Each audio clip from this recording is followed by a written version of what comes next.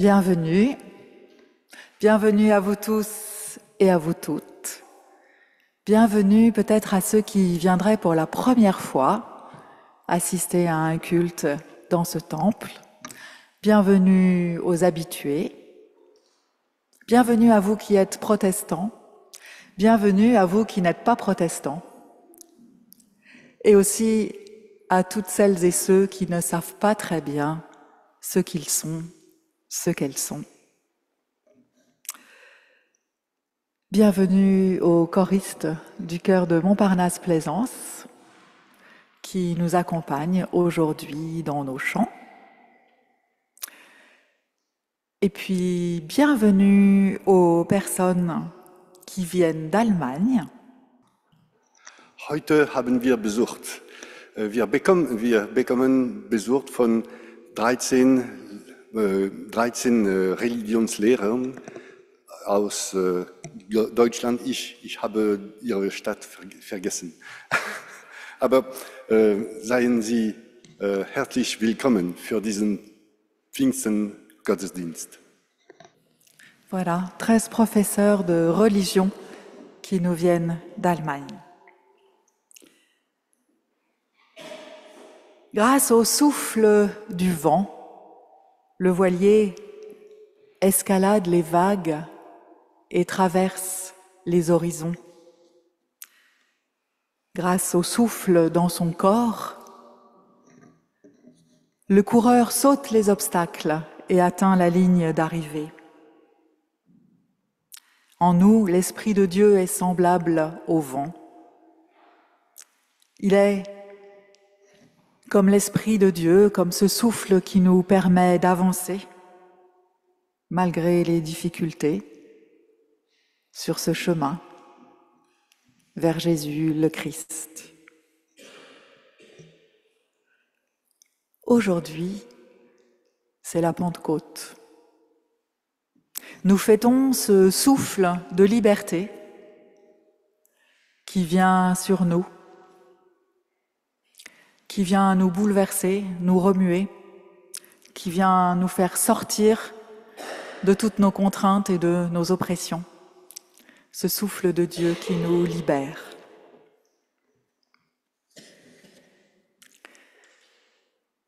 Cette liberté, c'est celle que Dieu nous donne.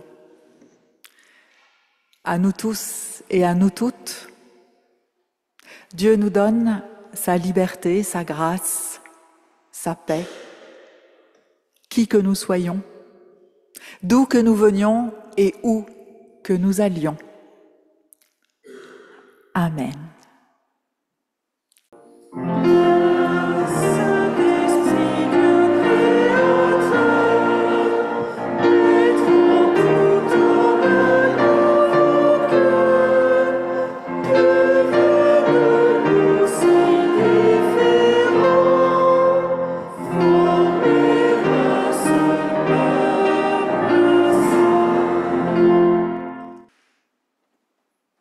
Et nous poursuivons, toujours après avoir reçu ce cadeau de liberté, de grâce et de paix, par remercier, et c'est la prière de louange.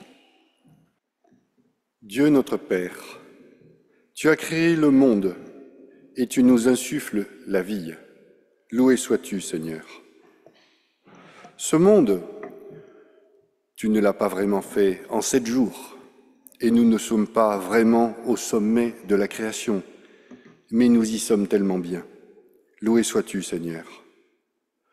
Je ne te connais pas, ou si peu, mais Jésus nous a assuré qu'il est un passage vers toi. Tu nous as donné ton Fils unique pour qu'il soit notre pain de vie, qu'il nous apporte cette bonne nouvelle de ton amour inconditionnel. Loué sois-tu, Seigneur. Je suis souvent accablé par mes insuffisances, par le désordre du monde, mais je sais que tu m'aimes. Je sais que tu aimes toutes les femmes et tous les hommes, même si c'est terriblement difficile à comprendre. Loué sois-tu, Seigneur. En ce jour de Pentecôte, je crois que ton esprit peut nous toucher si tu le veux. Loué sois-tu, Seigneur. Amen.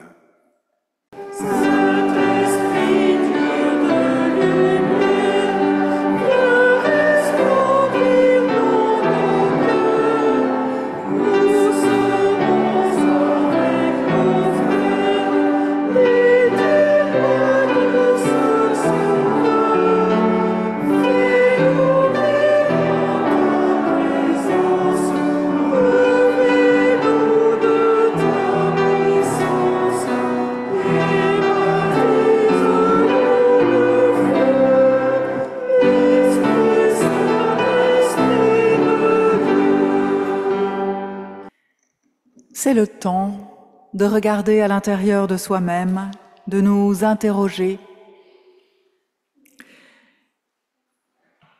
de chercher ce dont nous ne sommes pas fiers, ce que nous avons enfoui au fond de nous, et c'est le temps de le sortir et de le présenter à Dieu. Dieu notre Père, au jour de déserts intérieurs, lorsque les mots sonnent creux et que tout manque de relief, quand notre cœur nous accuse, enracine-nous en un souffle neuf. Au jour de lassitude, où nous sommes épuisés par ce que nous vivons, et peut-être plus encore par ce que nous ne vivons pas, quand notre cœur nous accuse,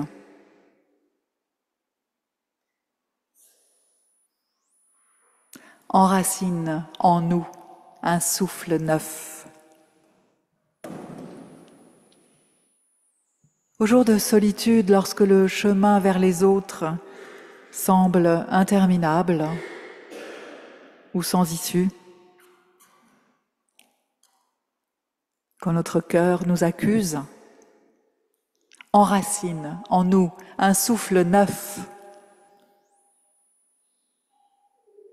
Et au jour de maladie, lorsque notre corps se dérobe et que nous nous demandons pourquoi, quand notre cœur nous accuse, enracine en nous un souffle neuf. Au jour de déchirement, quand les eaux troubles de la culpabilité font des vagues en nous, quand notre cœur nous accuse, enracine en nous un souffle neuf. Au jour de la désespérance, lorsque doutant de toi et de nous-mêmes, nous retombons dans nos vieilles ornières, quand notre cœur nous accuse. Enracine en nous un souffle neuf. Dieu plus grand que notre cœur, emmène-nous sur les ailes de ta tendresse. Il est temps de respirer plus large au rythme de ton souffle. Amen.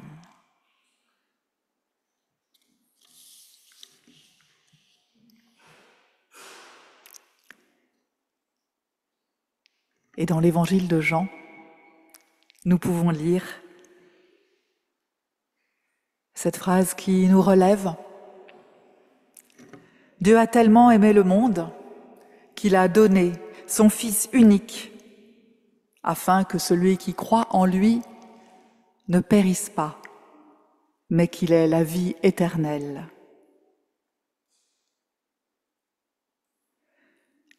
Le Seigneur, par la puissance de son amour, nous a délivrés.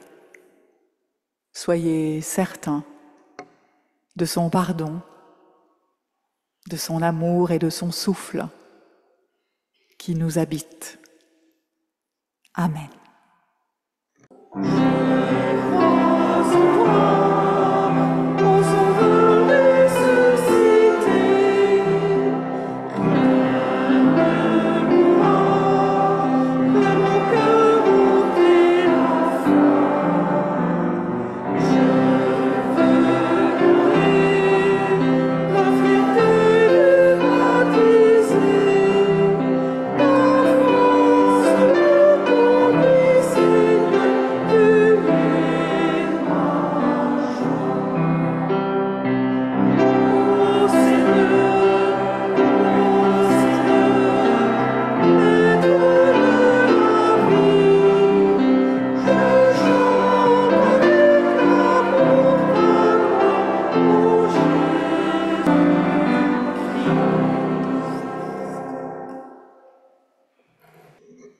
Avant d'ouvrir la Bible, nous prions.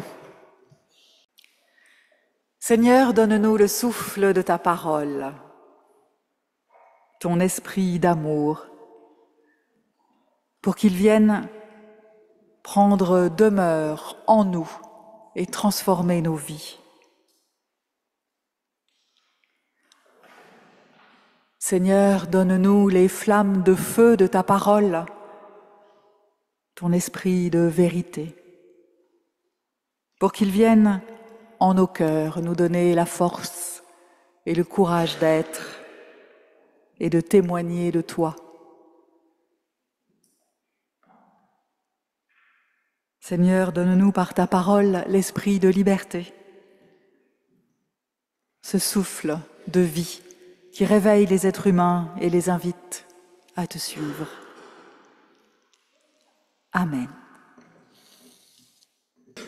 Quand le jour de la Pentecôte arriva, les croyants étaient réunis tous ensemble au même endroit.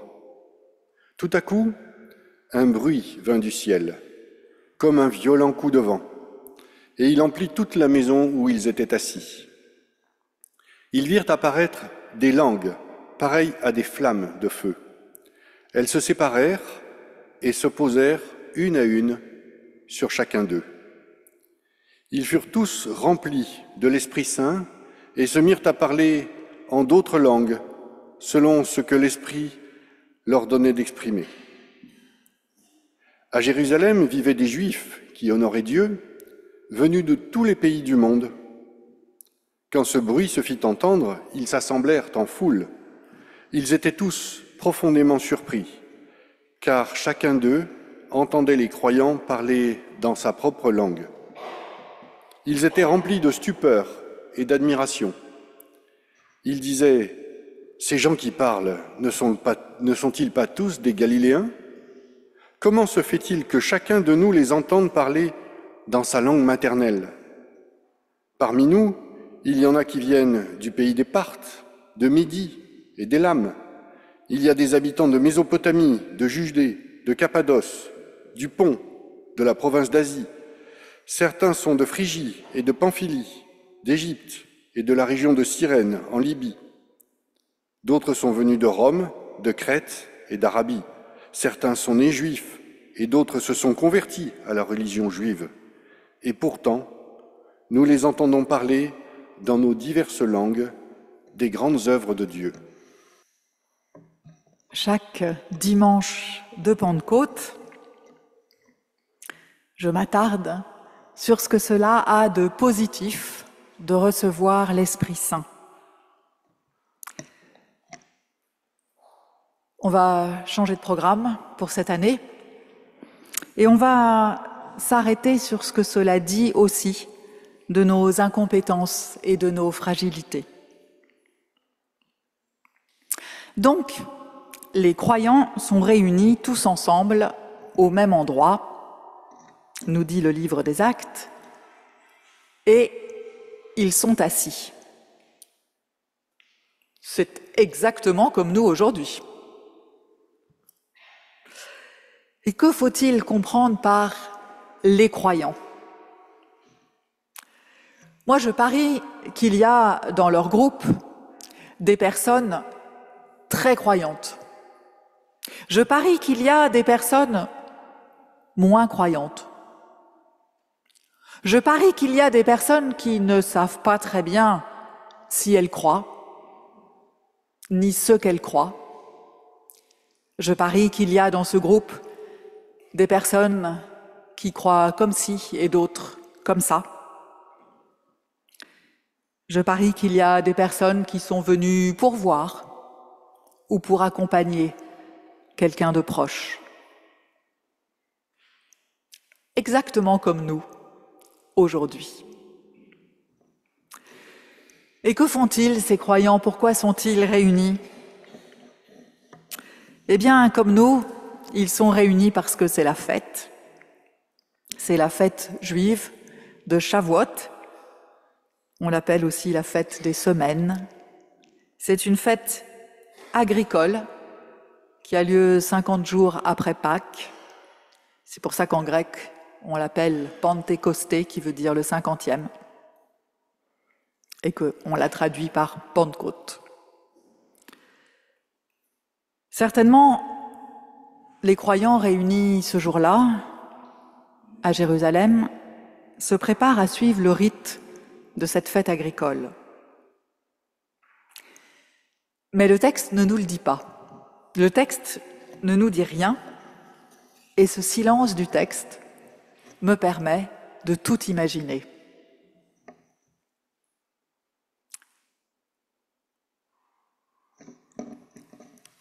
Est-ce qu'ils s'embêtent? Je ne sais pas pourquoi. J'imagine qu'ils s'embêtent. Qu'ils attendent que quelque chose se passe, qu'un événement inattendu fasse irruption dans leur vie pour en changer le sens. Est-ce que nous nous embêtons? En fait, je me trompe, ils sont probablement, tout comme nous, ravis d'être ensemble ce matin-là pour prier, chanter, célébrer leur attachement à Dieu et au Christ. Est-ce qu'ils ont peur? Leur situation est plutôt morose et inquiétante. Leur contexte sociopolitique n'est pas rassurant du tout. Le pouvoir romain est de plus en plus intolérant pour eux, pour le judaïsme, et le peuple lui-même, dans un accès de fanatisme, a condamné le Christ à mort et l'a fait crucifier, parce que les foules qui l'attiraient avaient entraîné quelques troubles et que celui qu'ils pensaient être leur Messie, finalement, ne correspondait pas à leurs attentes. Alors disons que notre situation sociopolitique à nous n'est pas tellement meilleure, qu'on a de quoi être inquiet. Et en plus, dans cette fête agricole en l'honneur des moissons, nous pouvons, nous, 20 siècles plus tard, être inquiets pour la terre, pour la nature et pour les moissons futures. Ils sont sûrement tristes, ils sont sûrement désabusés et en colère. Jésus, leur inspirateur, leur leader, celui pour lequel ils ont certainement fait des choix importants. Peut-être ont-ils quitté leur ancienne vie. Il est mort il y a 50 jours, et en 50 jours, on ne fait pas son deuil. Alors oui, je sais, il est ressuscité des morts, mais n'empêche, il n'est plus avec eux. Il n'est plus là, au quotidien, pour les guider. Ils se sentent sûrement seuls, peut-être même trahis. Et je crois qu'ils se sentent un peu coupables. En tout cas, au fond de moi, j'aimerais bien qu'ils se sentent un peu coupables. Parce que, tout de même, aucun d'entre eux ne s'est trouvé là pour défendre Jésus devant Pilate. Alors j'ai beaucoup de chance d'habiter en pleine ville, parce que si j'habitais à la campagne, tous les jours, j'entendrais le chant du coq qui me rappelle les démissions et les hypocrisies qui émaillent ma propre vie. Alors, c'est dans cette situation de détresse et de non-sens que tout bascule pour les croyants. Ce texte, on l'a lu dans le livre des Actes des Apôtres, parce que les évangiles ne parlent pas de l'épisode de la venue de l'Esprit Saint. Les évangiles terminent leur récit avant, et l'affaire aurait pu s'arrêter là. Mais le livre des Actes des Apôtres commence par ce récit, enfin presque, c'est au chapitre 2, comme si les croyants avaient besoin d'un coup de main pour repartir, pour aller de l'avant, un coup de pouce, un coup d'Esprit Saint. Et c'est le baptême de feu. Ce baptême que Jean-Baptiste avait promis il avait promis que Jésus nous le donnerait. Il disait « Moi je vous donne le baptême d'eau et le Christ vous donnera le baptême de feu ».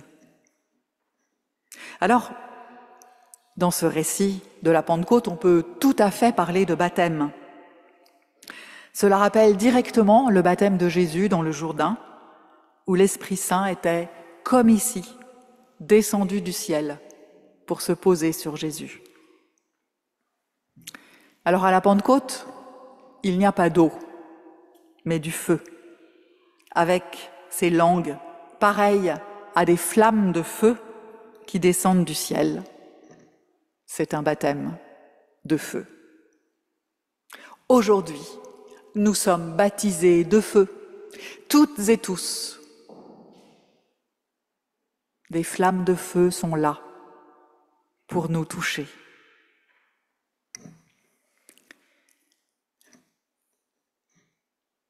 Le baptême d'eau, on le demande. On fait une démarche active pour soi ou pour ses enfants. Dans la plupart des paroisses, j'imagine, c'est comme ici, on le prépare pendant des semaines, plutôt des mois. Le baptême de feu, on le reçoit à l'improviste. Dieu en est le seul maître et le seul acteur. Dans ma pratique pastorale, on me demande souvent ce que c'est que l'Esprit Saint.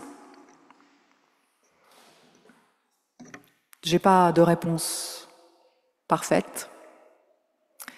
Souvent, je dis, c'est la puissance de Dieu, c'est la force qui émane de Dieu, celle par laquelle il agit. Peut-être que dans une vision, une représentation très anthropomorphique de Dieu, on dirait que c'est sa main agissante. Et c'est aussi une façon d'essayer de visualiser Dieu, ce Dieu invisualisable.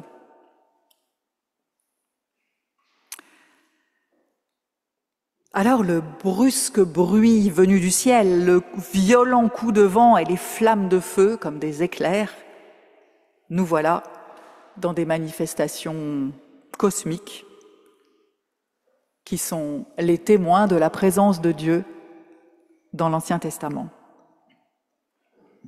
Et notre récit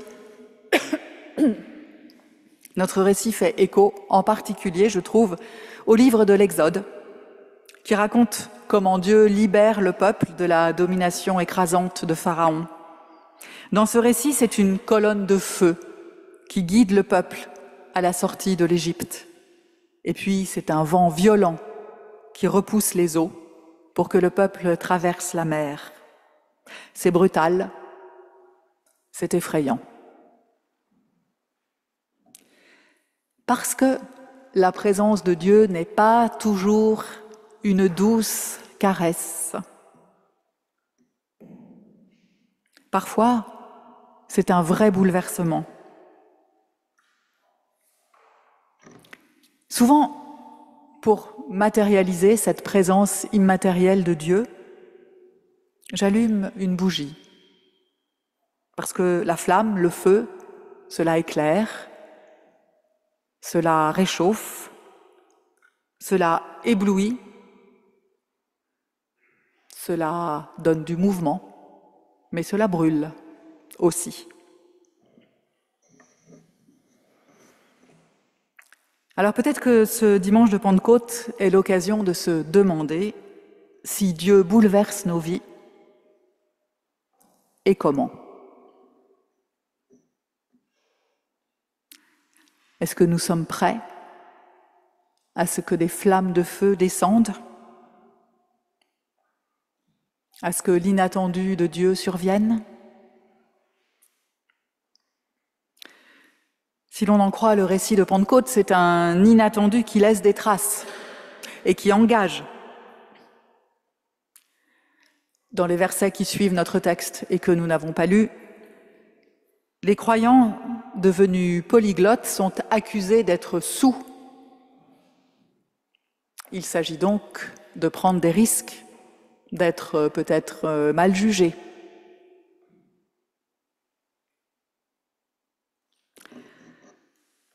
Il s'agit de prendre des risques. Alors, ça me fait penser à tous ces sondages que vous avez dû voir récemment et qui disent que si nous continuons à faire ce que nous avons toujours fait, eh bien, l'Église protestante réformée historique s'éteindra rapidement.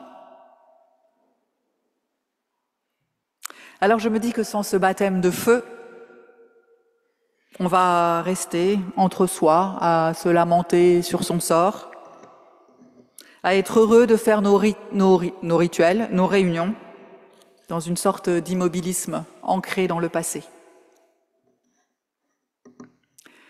Et nous avons de la chance. Nous avons de la chance d'être une paroisse dans une grande ville, où la population est dense, jeune, mélangée. Nous avons la chance d'être une paroisse super sympathique, avec des gens extraordinaires. Alors c'est entre nos mains que se trouve l'avenir de notre Église. Ou plutôt non, pas dans nos mains, dans celles de Dieu, dans la puissance agissante de son esprit. Pourvu que nous soyons prêts à nous mouiller, à prendre des risques, à apprendre d'autres langues, mais pas seulement, à apprendre d'autres façons de faire aussi, pourvu que nous soyons prêts à sortir de notre coquille et à nous ouvrir sur le monde. Ce feu, c'est comme de l'énergie, c'est comme le carburant qu'il nous faut pour donner un nouvel élan à nos vies, à notre foi et peut-être à notre Église. Grâce à ce baptême de feu, on est en capacité de parler à des étrangers d'une façon qu'ils comprennent, parce que par nous-mêmes, nous ne le pouvons pas. En fait, ce que j'essaye de dire, c'est que ce n'est pas pour faire progresser le royaume de Dieu sur terre qu'il faut parler avec des personnes extérieures à nos églises ou à nos temples. C'est parce que le royaume de Dieu est là et que nous l'acceptons, que nous pouvons faire autre chose que nous parler entre nous et que nous pouvons bénéficier d'un apport extérieur. Mais oui, parce que parler la langue des autres, c'est d'abord pouvoir les comprendre, pouvoir les écouter et recevoir ce qu'ils ont à nous donner.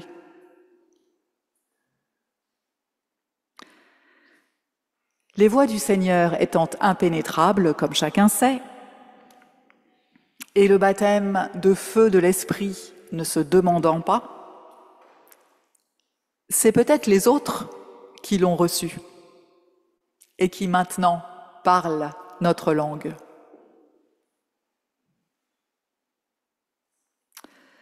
Mais moi, je crois qu'il faut se battre. Oui, je crois que le contexte est morose et inquiétant. Je crois que dans notre sombre temps de crispation identitaire, où tout ce qui est étranger et différent est repoussé derrière des frontières, des murs, ou bien écrasé, je pense qu'il faut se battre. Les nouvelles de ces jours-ci sont franchement pas rassurantes. D'ailleurs, il faut que j'arrête de lire les nouvelles le dimanche matin avant le culte. À Los Angeles, c'est la garde nationale qui est envoyée pour lutter contre la population opposée à la politique anti-migration conduite par le gouvernement. Los Angeles, c'est loin, ok. Mais à Neuilly, un rabbin ne peut plus prendre un café en terrasse sans se faire agresser. Bon, Neuilly, c'est la banlieue. Eh bien, quelques membres de notre conseil presbytéral assistaient, il y a 2 jours, à une réunion organisée par la mairie du 14e arrondissement de Paris, ici. Et ils ont été effarés par les propos antiracistes par les propos racistes, anti-musulmans, tenus par des participants à cette réunion. Alors oui, notre monde a besoin d'un baptême de feu, comme un électrochoc qui nous permette de nous entendre et de nous parler. Et au-delà des mots, peut-être que nous pourrions retrouver des langages communs à toute l'humanité, peut-être même communs au-delà de l'humanité. La souffrance, le deuil, la joie, le désir, l'espérance. Je crois qu'on peut parler ensemble ces mots-là. Alors commençons. Commençons, les amis, commençons par nous-mêmes, par être disponibles pour ce grand bouleversement du baptême de feu. Amen.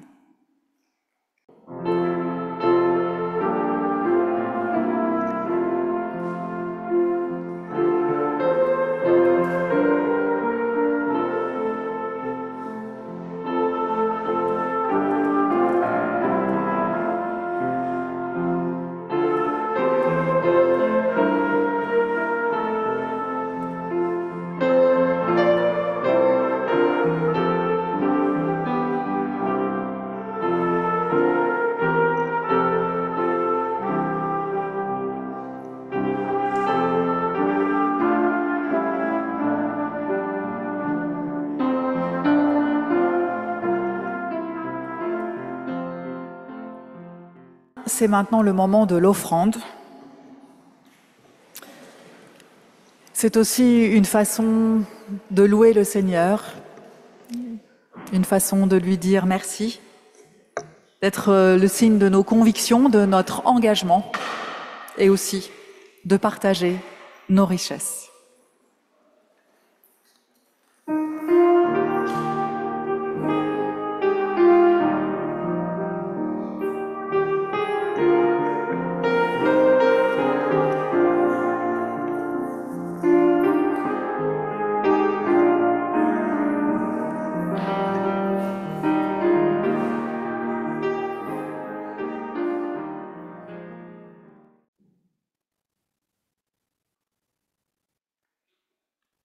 Et nous nous recueillons pour la prière d'intercession.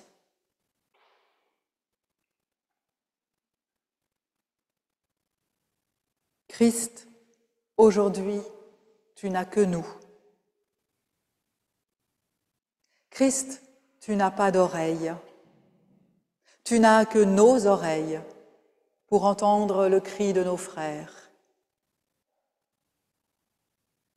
Christ, tu n'as pas Dieu. Tu n'as que nos yeux pour faire rayonner ta présence dans nos vies.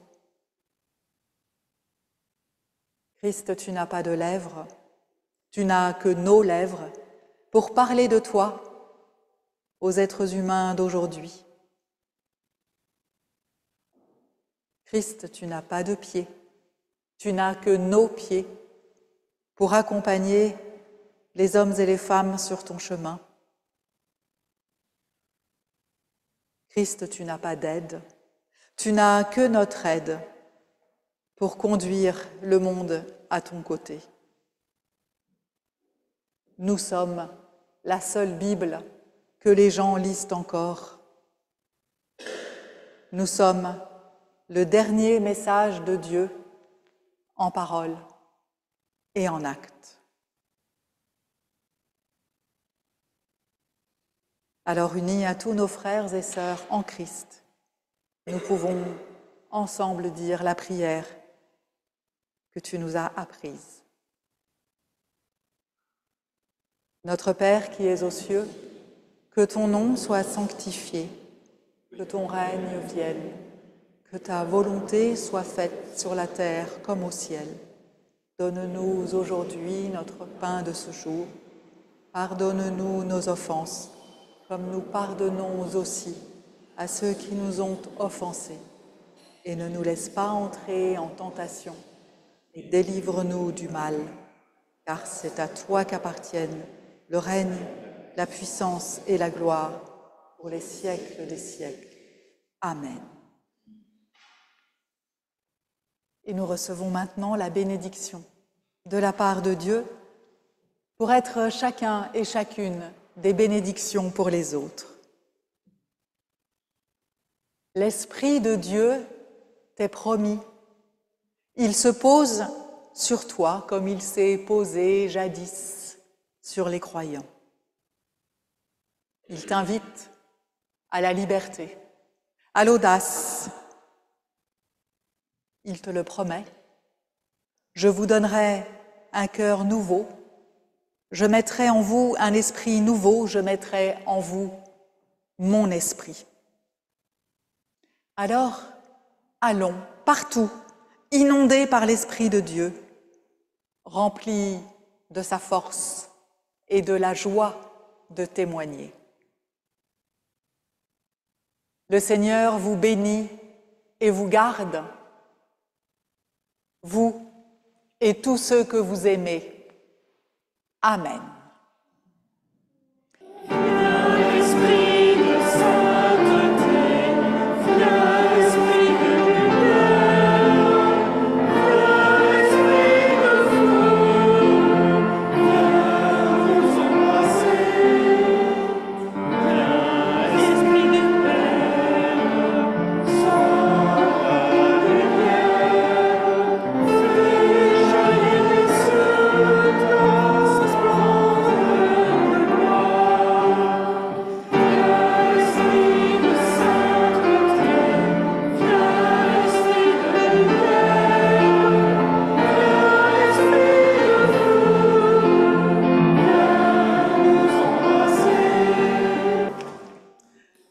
Merci Seigneur pour ce beau culte. Merci à toutes les fantastiques personnes que tu nous as envoyées pour que ce culte soit possible. Nos choristes, nos musiciens, nos techniciens. Merci à vous tous et toutes.